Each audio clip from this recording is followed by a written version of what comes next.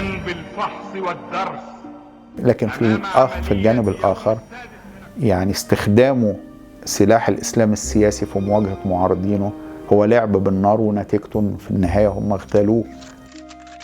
الدكتور عماد أبو غازي وزير الثقافة الأسبق في شهادة تاريخية للكاتب شريف عارف عن عصر الرئيس أنور السادات، ما له وما عليه.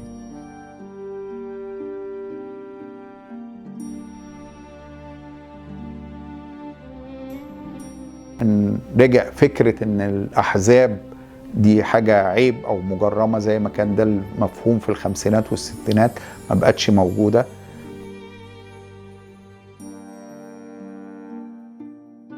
وجهة نظر خاصة لمعاصر عن مرحلة من أهم مراحل تاريخ مصر الحديث.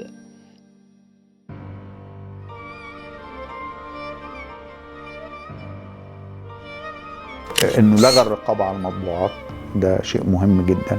يعني زمان كان عشان تطلع كتاب تاخد تصريح من الرقابة قبل ما تطلعه، ويتختم لك على صفحة صفحة.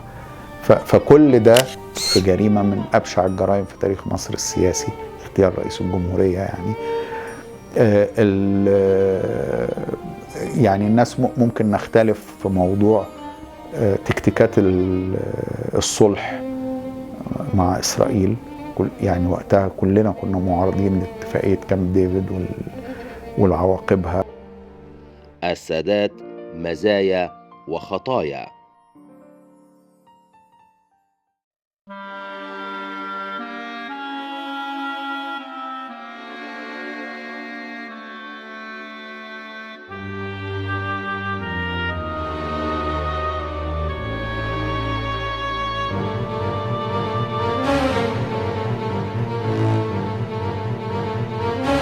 شريف عارف مصر، صفحات يقلبها معكم الكاتب الصحفي شريف عارف.